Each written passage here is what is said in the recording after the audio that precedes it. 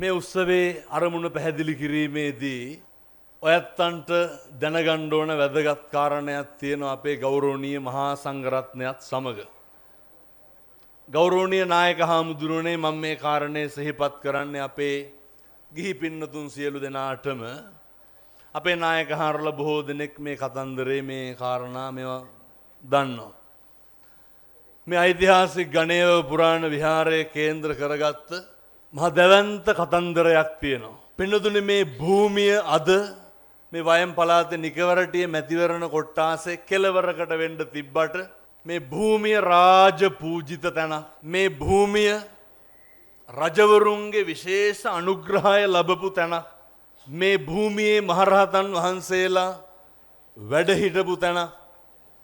සක් සුදක්සේ පැහැදිලි පින්නතුනි මේ භූමියේ අතීතේ සම්බුද්ධ ශාසනයේ චිරස්තතියට අතීතයේ දවසකදී සම්බුද්ධ ශාසනයේ නව යුගයක ඇරඹුමකට හැරවුමක් වෙච්ච භූමියක් තමයි මේ ඓතිහාසික ගණේව පුරාණ විහාරය කියලා කියන්නේ. කෙසේ හෝ වේවා මේ භූමියේ තියෙනවා පින්නතුනි මහා අර අපේ ගංගෙවල් වල කතා කරන විදිහට හාස්කමක් වාගේ එකක්. ඒ තමයි මේ භූමියට එහෙම අර කවුරු හරි ආවොත් පොඩි හාමුදුරු කෙනෙක් අර ආවොත් ඉන්න බෑ හිටියොත් යන්න බෑ. මේ භූමියේ ලොකු ආනුභාවයක් තියෙනවා අපි විශ්වාස කරනවා. ගරු ජනාධිපතිතුමනි අවුරුදු දහස් ගාණක් තිස්සේ බුදු ගුණ කියපු තැන අවුරුදු දහස් ගාණක් තිස්සේ සම්බුද්ධ ශාසනයේ චිරස්තතිය වෙනුවෙන් කටයුතු කරපු තැන ගිය අවුරුද්දේ මම පින්නතුනි බණ කියලා තිබ්බ බණ 400ක් හරි 480ක් හරි. ඒ සේරකට මම නිකන් දාලා හදලා බැලුවා එක බණකට නිකන් 5000 වාගේ සම්බන්ධ වුණාදෝ කියලා හදලා බලනකොට ලක්ෂ 35කට විතර බණ කියලා තිබ්බා. එතකොට මේ මුළු රටටම බණ අහන්න රටේම ආධ්‍යාත්මික ශික්ෂණය වෙනුවෙන් මුලපුරපු ආයතනයක් තමයි ජාතික රූපවාහිනිය කියලා කියන්නේ. ආයතනයට කරන ගෞරවයක් විදිහට කියන්නේ. ජාතික රූපවාහිනියෙන් පන්සල ගැනත් මම ගැනත් තවත් දේවල් එළියට කියන්න හේතුව ජාතික රූපවාහිනිය දැක්ක මේ පුදුම විදිහට තරුණ දරුවෝ බණ අහන්න එනවා. මේකේ උත්සන්න අවස්ථාවක් තමයි අපේ පොලිස්පතිතුමා මට කතා කරලා කිව්වනේ හාමුදුරනේ අපි යාපනයේ බණ කියමු කියලා. අපේ දෙමළ තරුණ දරුවන්ටත් ඔබ වහන්සේ කියන එක ඔහොම්මම කියමු කියලා. හේතුව අපි දකිනවා ජනාධිපතිතුමනි පොලිස්පතිතුමනි අපේ ආනන්ද මහජන ආරක්ෂක ඇමතිතුමනි අපේ රටේ පුදුම විදිහට තියෙනවා මේ ගෘහස්ත හිංසනය කියන එක. අපේ රටේ පුදුම විදිහට දෙමව්පියෝ හින්දා දරුවෝ හරියට දුක් විඳිනවා. දැන් මේක ඇති වෙන්න හේතුව තමයි ගොඩක් දුරට හැමතැනම බලනකොට ඇත්තටම මත්ද්‍රව්‍ය ප්‍රශ්නේ. මේකට අපේ ජනාධිපතිතුමා පොලිස්පතිතුමා නේ අර හොඳ වැඩපිළිවෙලක් නේ අපේ හාමුදුර අපේ අන්නායක හාරෝ එහෙම වඩිනවා. නිතර කතා කරගෙන ඒක හරි අපූර්වට ඒ කටයුත්ත කරගෙන යනවා. පිං සිද්ධ වෙන්න ඕන ඒ වගේ කටයුතු කරනවට මොකද මම ශිෂ්‍යයා විදියට ඉගෙන ගන්න කාලේ විශ්වවිද්‍යාලයේ අන්තිම අවුරුදු දෙකේ අර කවුන්සලින් කරා මනෝ උපදේශන සේවාව. පවුල් 800ක් බැලුවා මේ පවුල් 800ෙම තියෙන්නේ ඔය මත්ද්‍රව්‍ය කතන්දරේ. අවසානයේ බලනකොට හැම එකටම උත්තරයක් තියෙනවා කොතනකින් හරි අපේ රටේ මාර්ගණ දුරු ගත්තා. අපේ රටේ පවුල් වල ප්‍රශ්න කතන්දර ගත්තා. අපේ රටේ දූ දරුවන්ගේ ගැටලු අඩුපාඩුකම් ගත්තත් අපේ රටේ බාල තරුණ පරම්පරාවේ ගැටලු ගත්තත් ඒ හැම එකටම සම්බන්ධ වෙලා තියෙන්නේ පින්නතුනි මේ මත්ද්‍රව්‍ය කතන්දරය. මේ මත්ද්‍රව්‍ය ඉස්සරහට දාගෙන තරුණ දරුවන්ට බණ කියනකොට තරුණයන්ගේ ප්‍රශ්න ඒ විදිහට කතා කරනකොට අර හිතාගන්න බැරි විදිහට තරුණ දරුවෝ බණ අහන්න එන්න ගත්තා. ඒකෙම යෝජනාවක් දිගුවක් තමයි මට හිතුණා මේ පන්සලේ සතියකට සැරයක් කොල්ලෝ 1000කට බණ කියන්න ඕන කියලා. ඔය ධර්මශාලාව හදන්න පටන් ගත්තේ. අපි මං අර කිව්වේ දායකයෝ 100ක් විතර ඉන්නේ. අපේ අම්මලා තාත්තලා එකතු වෙලා දෙයියනේ කියලා මේ බණමඩුව හදන්න පටන් ගන්නකොට නේ අපි ඒ දවස්වල ඔය බාල්ක දාන්න මේ ගමේ ගස් හොයනවා.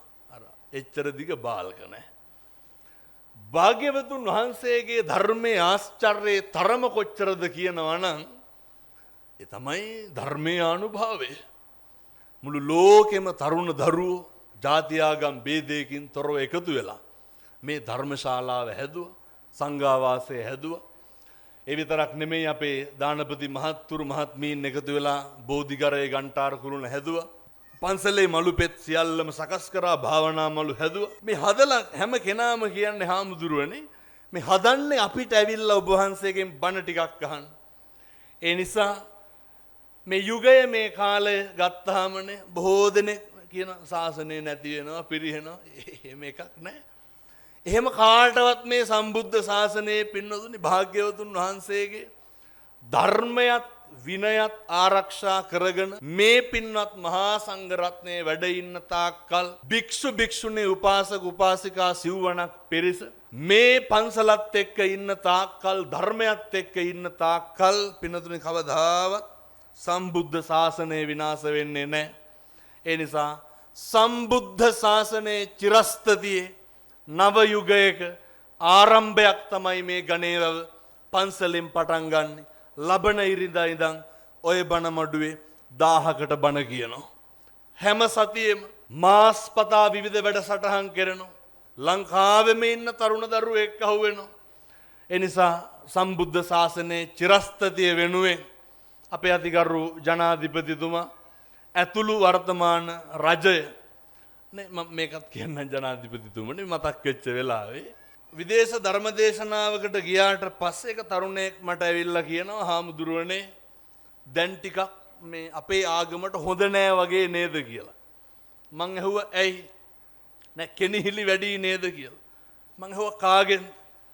නෑ ටිකක් ආණ්ඩුවත් එච්චර බර නෑ වගේ නේද කියලා. මං ඇහුවා මෙච්චර කාලයක් මේ රට පාලනය කරේ කවුද?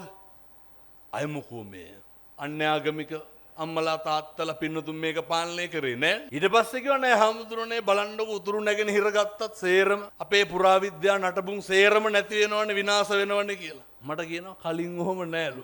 මෙච්චර කාලයක් කවුද මේක පාලනය කරේ? සිංහල බෞද්ධ පාලකවනේ පාලනය කරේ. ඔහොම හදවතට තට්ටුවක් දාලා බලන්න මේකට හරි ගියාද වැරදුනාද කියලා. ඒ නිසා කිසිම හේතුවක් මත අර මේ ධර්මය ආරක්ෂා කරන එක සම්බුද්ධ ශාසනයේ පැවැත්ම තීරණය කරන එක ජනාධිපතිතුමනි රජයට ජනාධිපතිතුමාට පාලන තන්ත්‍රයට තීරණය කරන්න බෑ. සම්බුද්ධ ශාසනයේ පැවැත්ම මේ අපූර්වට හෙට බැලිය හැකි මේක මුස්ලිම් පින්වතුන් ඇවිල්ලා දන් දෙනවා. හෙට අපේ දවල් සිංහල අම්මලා තාත්තලා දන් දෙනවා. එතකොට කතෝලික දරුවෝ දන්සල් දෙනවා. භාග්‍යවතුන් වහන්සේගේ දේශනාවට ඔය කවුරුත් එකඟයි. උන්වහන්සේගේ දේශනාවට ඔය කවුරුත් හරි කැමති. ඒ නිසා පින්නතුනි මතක තියාගන්න ආගමේ දහමේ පැවැත්ම රඳා පවතින්නේ අපේ හැසිරීම මත. ධම්මෝ හවේ රක්කති ධම්මචාරී. ධර්මයේ හැසිරෙන් ධර්මයේ විසින් සදාකල් සුරක්ෂිත කරනවා ඇති. ඒකේ කිසිදු සැකයක් නැහැ. අවසාන වශයෙන් ජනාධිපතිතුමාට මේ පින්කමට ආරාධනා කරන්න හේතුව ජනාධිපතිතුමනි මේ භූමිය රාජපූජිත භූමියක්. මේ භූමිය පෙර රජවරු මහරහතන් වහන්සේලා සඳහා තනලා ඉදි කරලා පූජා කරපු භූමියක්.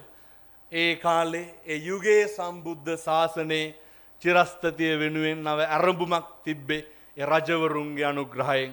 මං විශ්වාස කරනවා මේ අවස්ථාව ගණේය විහාරස්ථානයේ මේ කටයුත්ත සම්බුද්ධ ශාසනයේ චිරස්තතිය වෙනුවෙන් රජවරුන්ගේ සහභාගීත්වයෙන් සිද්ධ කෙරෙන්න ඕනේ.